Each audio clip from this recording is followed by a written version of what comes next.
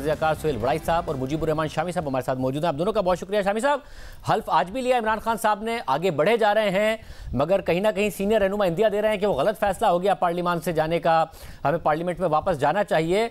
आपको लग रहा है कि अभी भी इमरान खान आखिरी ट्राई करेंगे हुकूमत गिराने की और उसमें कामयाब हो सकते हैं सड़कों पर आकर?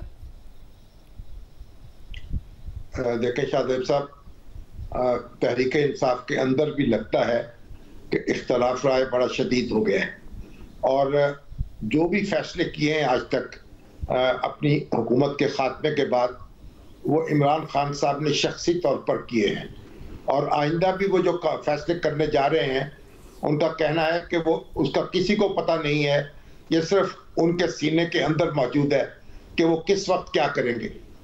ऐसे हालत में लोगों में बड़ा कन्फ्यूजन फैल रहा है और वो ये सोचने पर मजबूर हैं कि वो एक बेसमत सफ़र है उनका, और अगर इमरान खान साहब जो हैं वो कॉल देते हैं और अगर कोई लॉन्ग मार्च करते हैं तो उसमें उस तरह से पार्टिसिपेशन नहीं हो सकेगी जिस तरह की तवक्को की जा रही थी। और इमरान खान साहब जो हैं अब उनके खिलाफ मुकदमात की बात भी सुन रहे हैं, वो कह रहे हैं कि उनके खिलाफ फेक वीडियोस भी बनाई जा रही हैं और मुख्तलिफ लीक्स जो हैं वो भी आने वाली हैं, और ये भी कह रहे हैं कि ये घड़ी जा रही हैं और मुस्लिम लीग नून उनके खिलाफ घड़ी हुई जो है वीडियो जारी करने वाली है। तो ये बड़ा एक अफरा तफरी का समा है और लग नहीं रहा कि वो यकसुई कहीं हो गई है।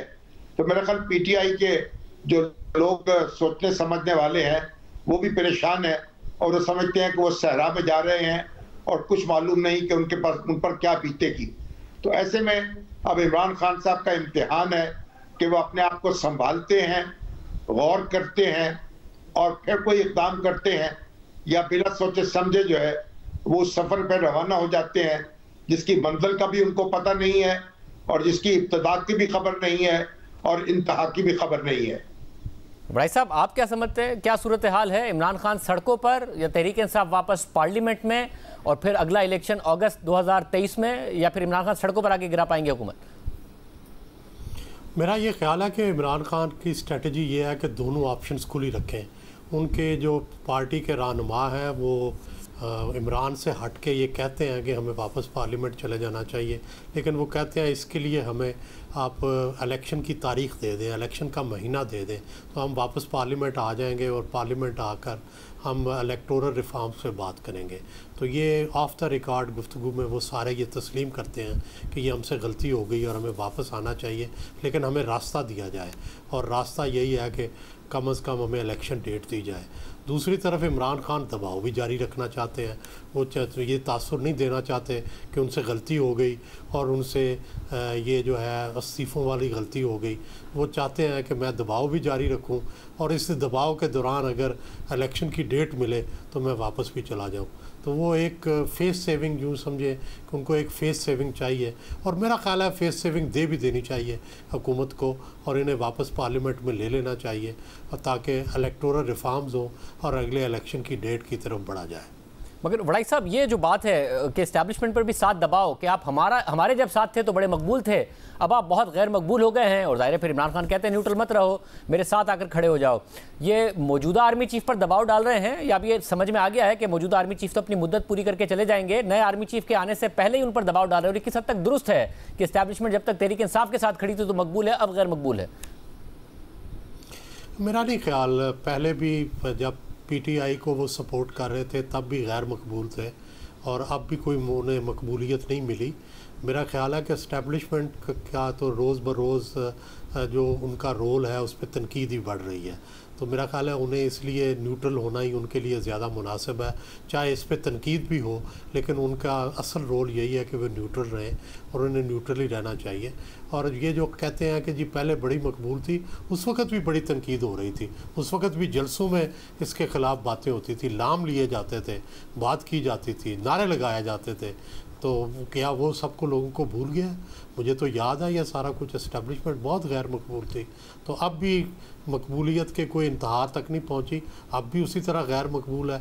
और लोग शायद उनकी न्यूट्रलिटी जो है उसको अप्रिशिएट कर रहे हैं। अभी इमरान खान ना करें अप्रिशिएट, कोई बात नहीं, लेकिन प्रेसिडेंट अलवी अप्रिशिएट कर रहे हैं और हर जो बाशऊर आदमी है वो अप्रिशिएट कर रहा है कि उन्हें न्यूट्रल ही रहना चाहिए और यही मुल्क के मफाद में बेहतर है।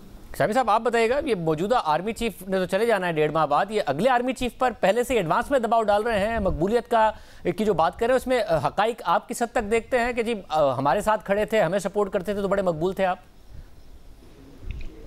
देखें, अब तक की जो हिकमत अमली रही है इमरान खान साहब की, उसमें उन्होंने अपनी ऑप्शंस को महदूद किया है और वो अपने आप को एक बंद गली में लाते चले जा रहे हैं।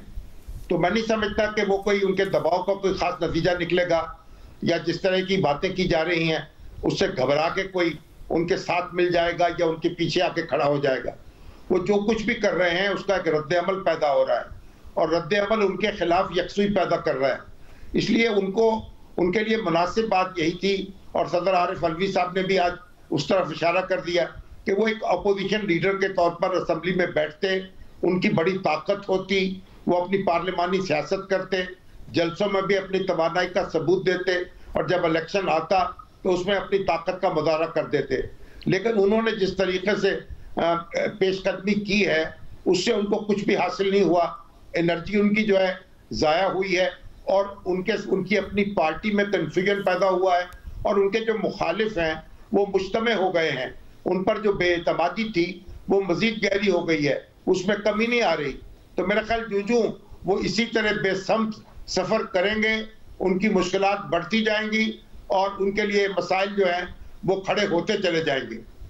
वड़ाई साहब, एक बात जो कल राना सनाउल्लाह साहब ने हमारे प्रोग्राम में कही और उन्होंने ये कहा कि जी अवाम के सामने बुरी तरह एक्सपोज हुए हैं, वो कह रहे हैं हम हल्के की सियासत को समझते हैं, हमारे हलकों में हमें नज़र आ रहा है कि इमरान खान कितना एक्सपोज हुए हैं जब से ये ऑडियो लीक्स आई हैं कि उनका जो अमेरिका मुखालिफ और साजिश का बयानिया था वो झूठा था और अवाम को नज़र आ रहा है कि वो बहुत झूठ बोलते हैं। आपको लग रहा है वाकई कि पल्स यही है? क्योंकि इमरान खान साहब क्राउड तो पुल कर रहे हैं, 16 तारीख को इलेक्शन होना है, उससे भी काफ़ी कुछ पता चल जाएगा, मगर वो क्राउड तो अच्छा पुल कर रहे हैं। मेरा ख्याल है कि जो वक्त है ना जी, वो बहुत बड़ा हीलर है और वो वक्त जो है वो चीज़ों को एक्सपोज भी करता है। खान साहब को फ़ौरन तो फ़र्क नहीं पड़ेगा, लेकिन ये जो एक्सपोजे हो रहा है, उनकी जो चीज़ें एक्सपोज हो रही हैं, उनकी जो चीज़ों के बारे में लीक्स आ रही हैं, अल्टीमेटली इसका आवाम के जहनों पर ज़ाहिर असर पड़ेगा। और इमरान खान साहब के बारे में जो ये तासुर था कि वो इंतहाई ईमानदार हैं, बड़े स्ट्रेट फॉरवर्ड हैं, बिल्कुल वो कोई बनावट नहीं करते। अब जिस तरह के वो बयानियाँ बनाने के बारे में लीक्स आ रही हैं कि वो किस तरह से बनावट करते रहे हैं, मसनूईपन करते रहे हैं, इससे उनकी दूसरी साइड जो है वो एक्सपोज हुई है और डेफिनेटली इसका असर जो है आवाम पर पड़ेगा।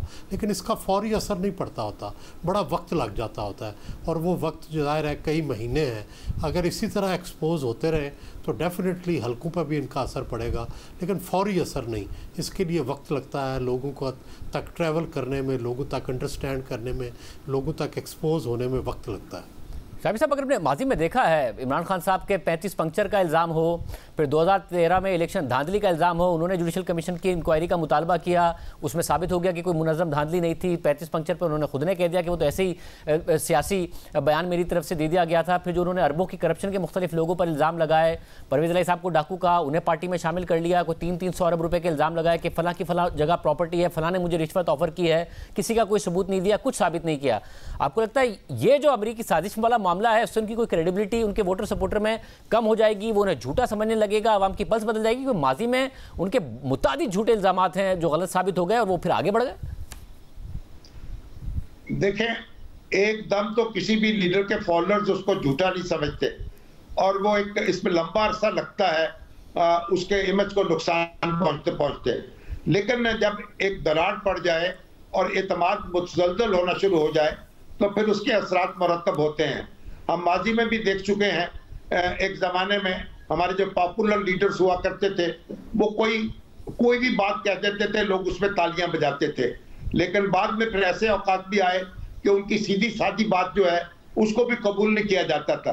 तो इस वक्त जो खास साहब जो हैं वो एक बड़ा रिस्क ले रहे हैं और जो चीज़ें उनके बारे में आती चली जा रही हैं और जो एक किस्म की यलगार जो है जो मुतवक्को है, और अगर उनके खिलाफ कोई इक़दाम भी होते हैं, मुकदमे बनते हैं, FIR दर्ज होती हैं, लीक्स होती हैं, तो फिर जाहिर है कि उनको आहिस्ता आहिस्ता वो उनकी साख इससे मजरू होगी। और फिर एक बात ये भी देखिए कि किसी पार्टी की असल ताकत जो है उसके मेंबर्स नहीं होते, उसके जो कोर मेंबर्स हैं वो तादाद में कम होते हैं, वो जो लोग दरमियान में होते हैं वो बड़ी तादाद में होते हैं और वही डिसाइसिव होते हैं।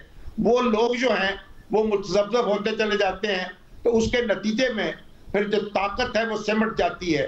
तो जितने भी जो मुतशद्दद हामी हैं वो जितनी भी हमायत करते रहें फिर वो आइसोलेट हो जाते हैं।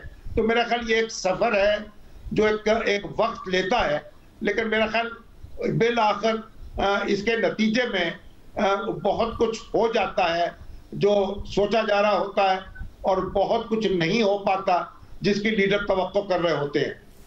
तो बड़ा साहब 16 तारीख के फिर जो बाई इलेक्शन इसमें ज़ाहिर है तमाम में इमरान खान साहब खुद ही खड़े हुए हैं तकरीबन, उसमें एक फेयर चांस है खान साहब के भी जीतने का, ऐसा नहीं है कि कोई पल्स बदल गई है जो कि नून लीग को उम्मीद है?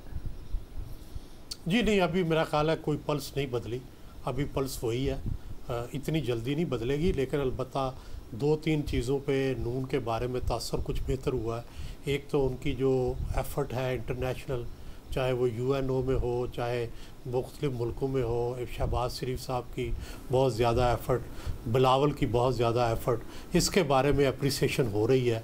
और जो इसी तरह इकानमी है, इसमें जिस तरह से डार साहब ने आके डॉलर के रेट को कंट्रोल किया है, तो मेरा ख्याल है फ़ौरन तो इसका ज़ाहिर है असर नहीं पड़ेगा, लेकिन इसकी अप्रिसिएशन शुरू हो गई है। मैं कॉलमों के अंदर, मैं मुख्तलिफ महफ़िलों के अंदर इस पर पॉजिटिव रद्द-ए-अमल जो है वो देख रहा हूँ। तो इससे लगता है कि वो जो फ़ज़ा एक तरफ़ा तौर पर हुकूमत के ख़िलाफ़ थी उसमें तब्दीली आई है। दोनों का बहुत शुक्रिया। सीनियर सहाफ़ी तज़किया सुहेल बड़ाई साहब और शामी साहब की आपने राय सुनी।